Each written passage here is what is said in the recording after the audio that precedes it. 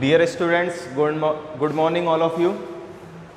आज हमारा BSc third year का पेपर सेकंड कॉम्प्लेक्स एनालिसिस की यूनिट फर्स्ट के बारे में पढ़ेंगे आज हम, जिसमें आज हम थोड़ा बेसिक सीखेंगे।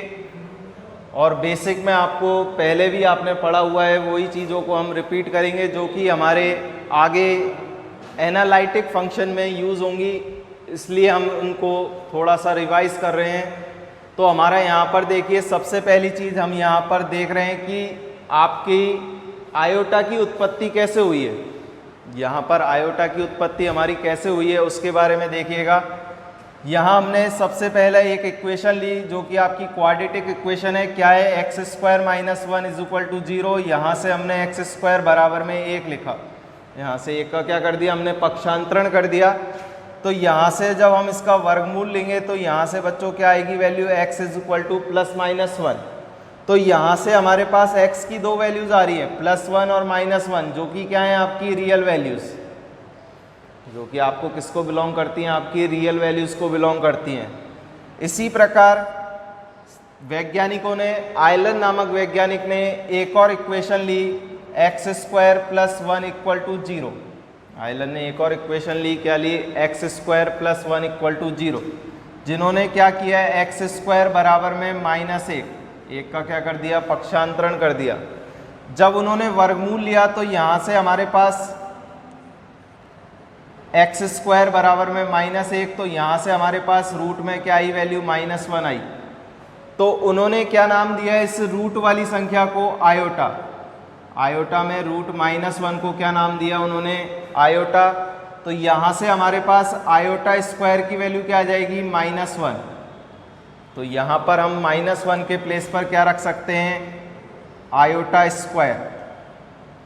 तो यहाँ से जब हम वर्गमूल लेंगे तो x की दो वैल्यूज़ आएंगी, और x की दो वैल्यूज़ क्या आ गई, प्लस माइनस आयोटा। तो हमें यहाँ पर क्या पता चल रहा है कि जो कि x की जो दो वैल्यूज़ आई हैं, एक तो वैल्यू आपकी क्या आई है प्लस आयोटा, और दूसरी वैल्यू क्या आई है माइनस आयोटा। तो यहाँ से हमारे पास आयोटा जो नई वास्तविक नई काल्पनिक संख्या आई है, इसी को नाम दिया गया कॉम्प्लेक्स नंबर। यहाँ से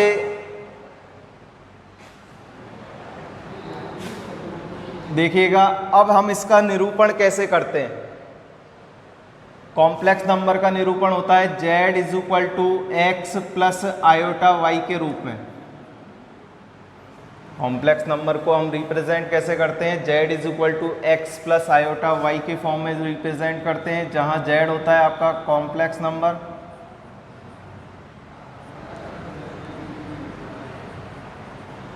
यहाँ x कहलाता है आपका real part of x, real part of complex number.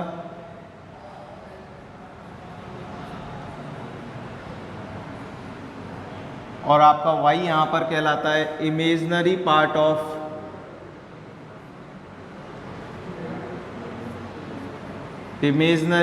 Of complex number.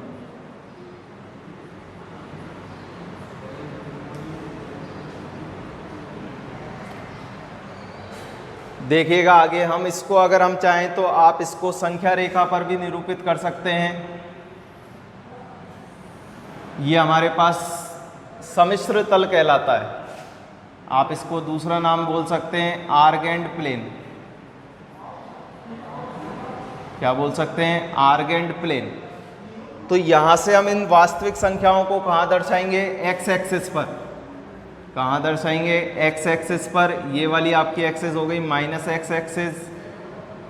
तो यहाँ से हमारा ये क्या हो गया -1, ये क्या हो गया +1। ये हमारी क्या हो गई आपकी रियल एक्सिस। अब आयलन ने क्या कहा, जो कि हमारे पास x equal two plus iota और माइनस आयोटा जो वैल्यू आई है, उस वैल्यू को उसने एक इमेजिनरी एक्सिस नाम दिया। इस y एक्सिस को उसने क्या नाम दिया, इमेजिनरी एक्सिस। क्या नाम दिया इसको, इमेजिनरी एक्सिस। और यहाँ पर उसने इसको शो किया, यहाँ पर आपका प्लस आयोटा और यहाँ पर आपका माइनस आयोटा। तो ये हमारी क्या हो गई, आपकी रियल एक्सिस हो गई, और ये आपकी क्या हो गई, इमेजिनरी एक्सिस। इसी प्रकार आगे आयलन ने क्या कहा कि जो R है is a subset of C, R is a subset of C, यानी आपका जो रियल नंबर का सबसेट है वो क्या है, आपका कॉम्प्लेक्स नंबर से छोटा होता है। यानी आप सभी वास्तविक संख्याएं का समुच्चय, सभी वास्तविक संख्याओं का उपसमुच्चय किसमें सम्मिलित है, C में शामिल है। तो यहाँ से हम क्या बोल सकते हैं कि R is a subset of C, यानी सबसे बड़ा सेट कौन सा है, आपका कॉम्प्लेक्स नंबर का सेट होता है।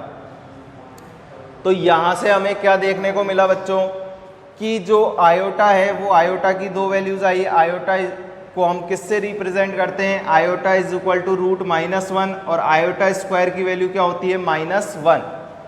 यहाँ पर हमारे पास z is equal to x plus iota y को रिप्रेजेंट किया जाता है।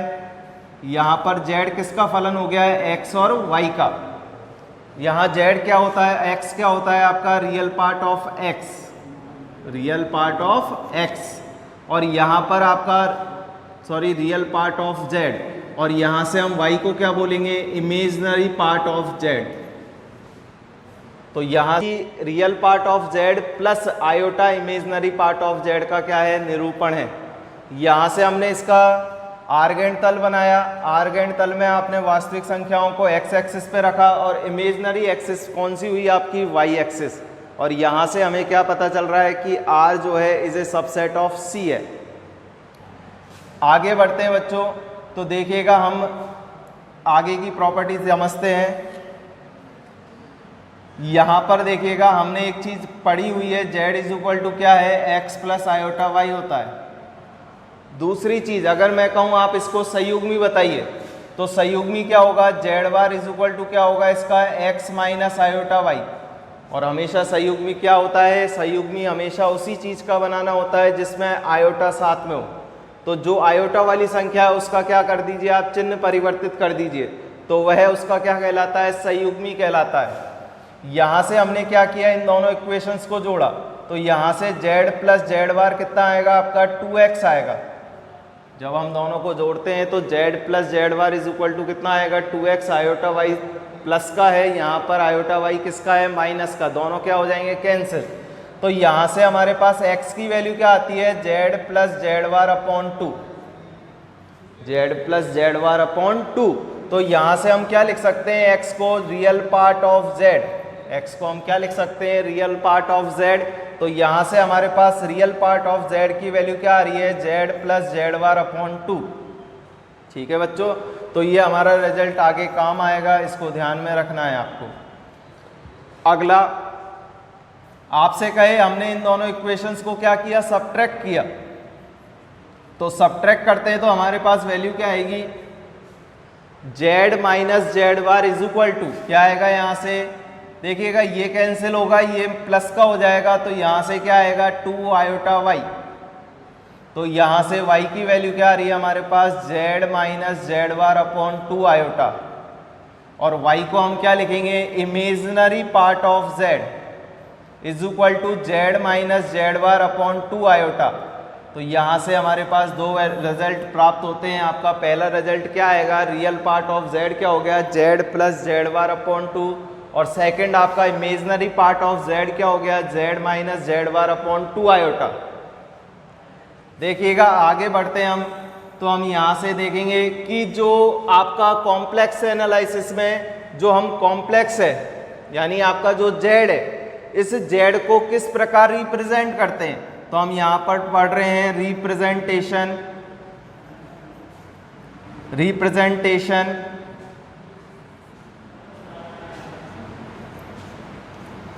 Representation of complex number.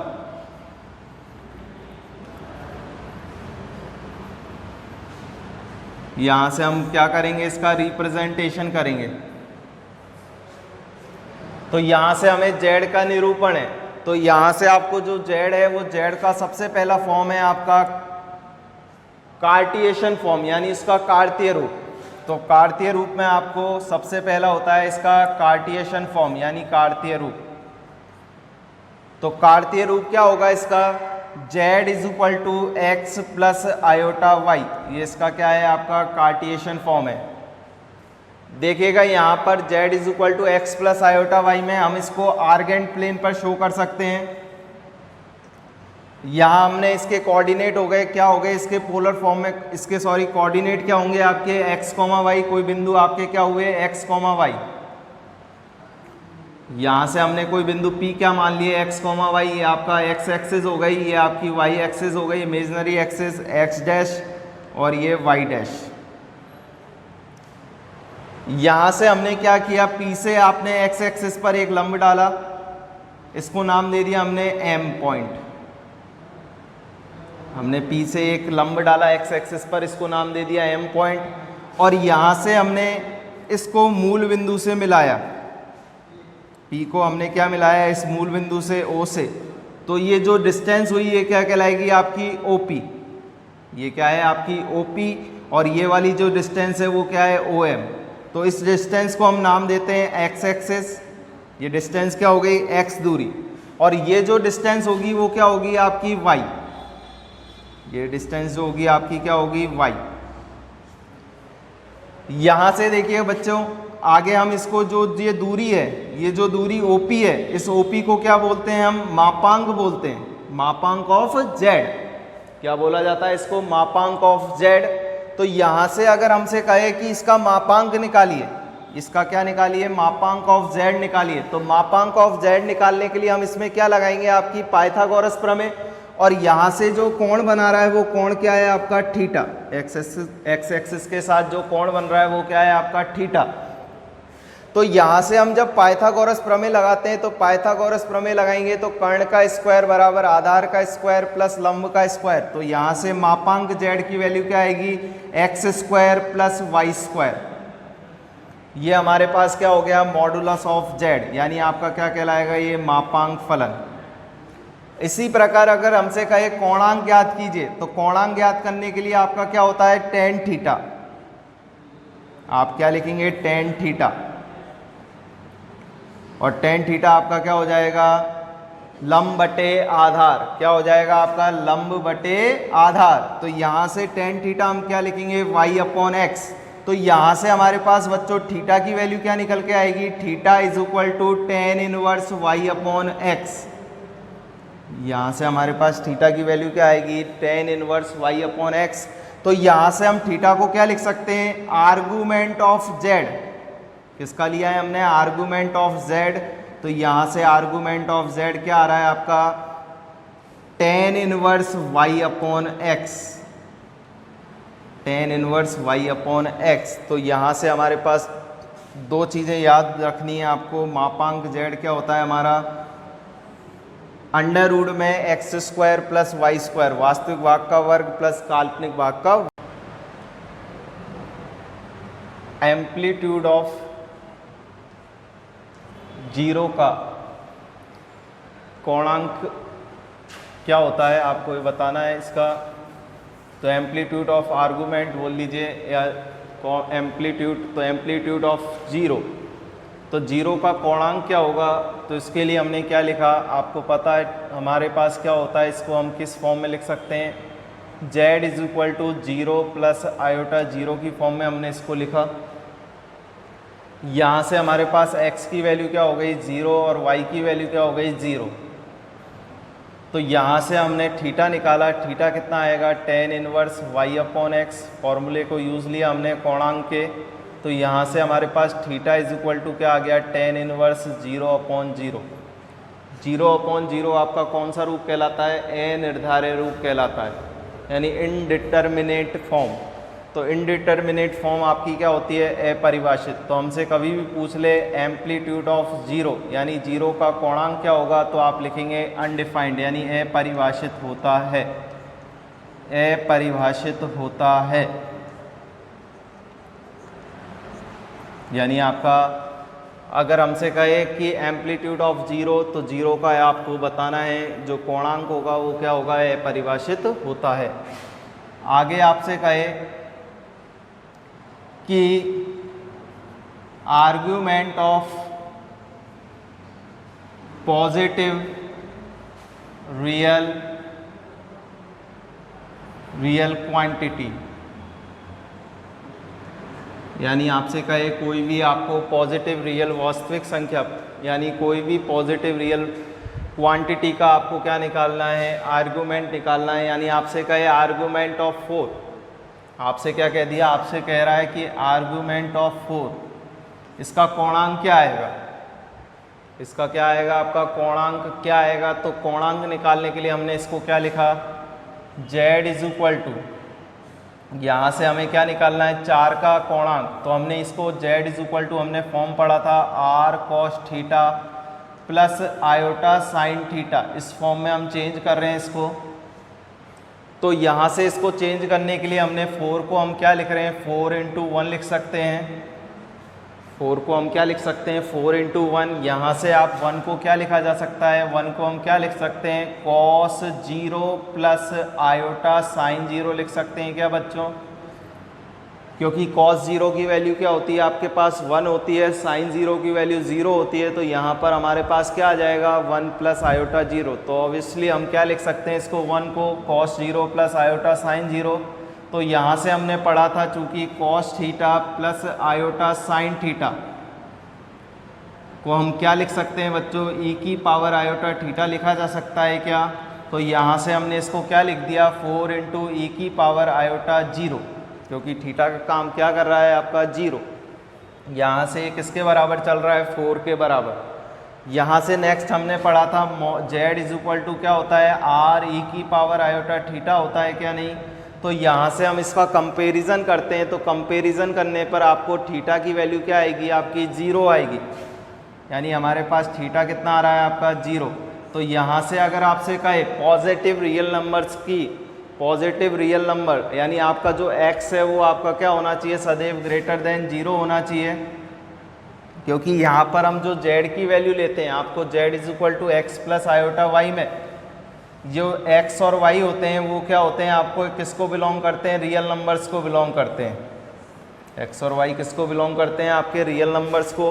तो यहाँ से हमें क्या पता चल रहा है कि जो हमने आर्गुमेंट ऑफ z क्या है, आपका पॉजिटिव रियल क्वांटिटी है, कोई भी पॉजिटिव नंबर है, पॉजिटिव रियल नंबर है। तो इस रियल नंबर के केस में आपका उसका कोणांक जो आएगा वो कोणांक क्या आएगा आपका, थीटा इज इक्वल टू 0, जहाँ x किसको बिलोंग करेगा, आपको r को, रियल नंबर को। x का मान सदैव क्या होना चाहिए आपका 0 से बड़ा। तो यहाँ से आपका क्या, आपको क्या रिजल्ट निकल के आ रहा है, पहले वाले रिजल्ट में आपको ध्यान रखना है जो भी कोणांक होगा, कोणांक यानी 0 का कोणांक क्या होगा आपका, अपरिभाषित होगा। आपसे कोई भी पूछ ले, आपको पॉजिटिव रियल नंबर का आपसे पूछे, आपसे 5 दे दे, 6 दे दे, कुछ भी दे दे, 12 दे दे, तो पॉजिटिव नंबर का आपको जो आर्गूमेंट आएगा वो क्या आएगा आपका 0 आएगा। जो हमने शो किया है यहाँ पर थीटा की वैल्यू क्या आ रही है आपके पास 0। नेक्स्ट हम कोणांक निकाल रहे हैं किसका, argument of negative real quantity. Next हमारा थर्ड है argument of negative real quantity.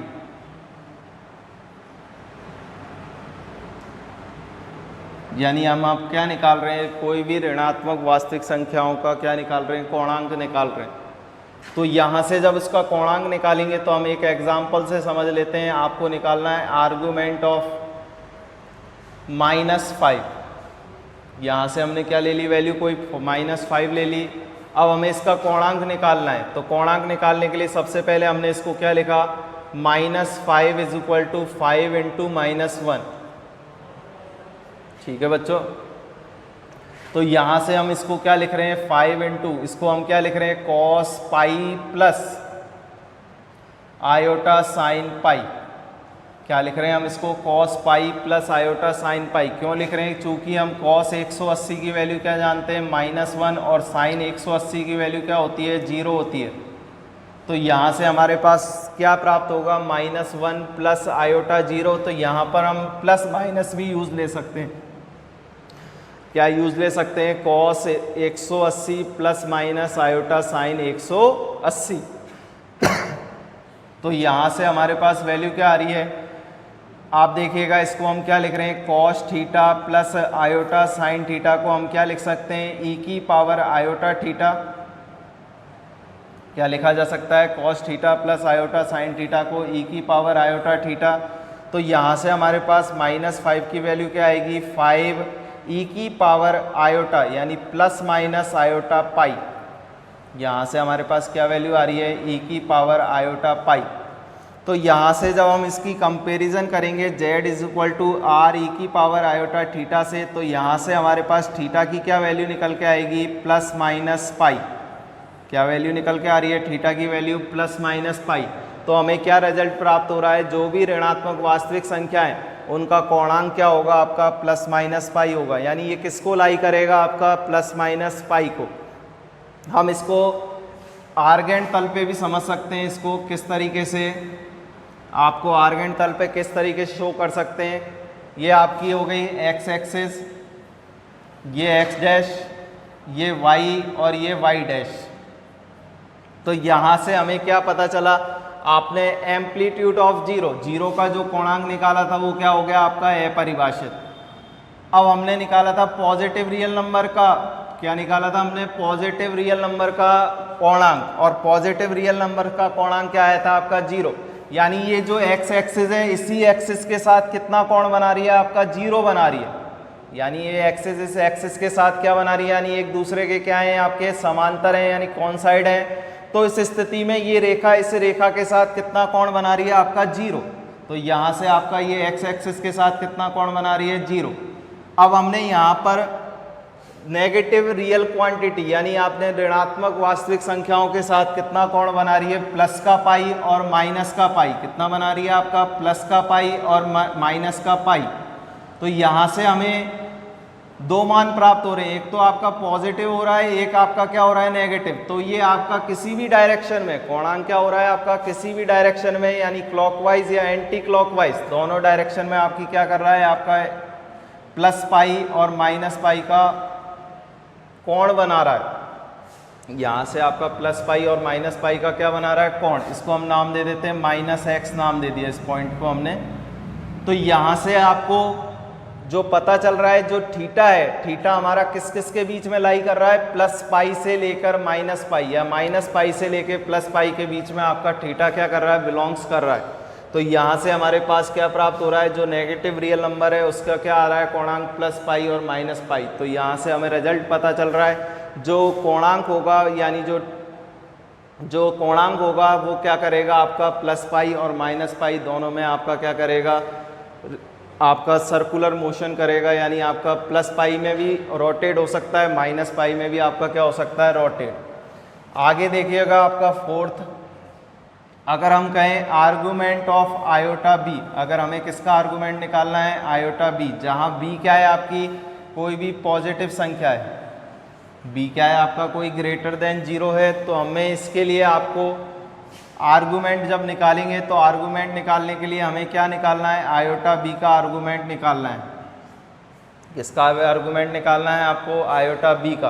तो यहाँ से जब आयोटा बी का आर्गुमेंट निकालेंगे तो हम यहाँ पर क्या लिख रहे हैं, इसको देखिएगा क्या लिख रहे हैं यहाँ पर। आप चाहें तो इसको 0 प्लस आयोटा बी करके भी लिख सकते हैं। तो यहाँ से हमारे पास क्या आएगा आपके पास, z इज इक्वल टू, आप इसको फॉर्म किस में चेंज कर रहे हैं, z is equal to r cos theta plus iota sine theta में, किस में फॉर्म में चेंज कर रहे हैं, z is equal to r cos theta plus iota sine theta की फॉर्म में। तो यहाँ से हमारा इसको चेंज करेंगे, तो यहाँ से चेंज करने के लिए आपने क्या कहा, z is equal to, z की जगह हम क्या रखेंगे, आयोटा बी। और यहाँ से आपका आयोटा बी के लिए हम क्या कर रहे हैं, इसको चेंज कर रहे हैं। तो चेंज करने के लिए देखिएगा हमने यहाँ से क्या किया, आयोटा बी को आपने कांस्टेंट रख लिया, इस आयोटा को इनटू आयोटा लिख दिया इसको।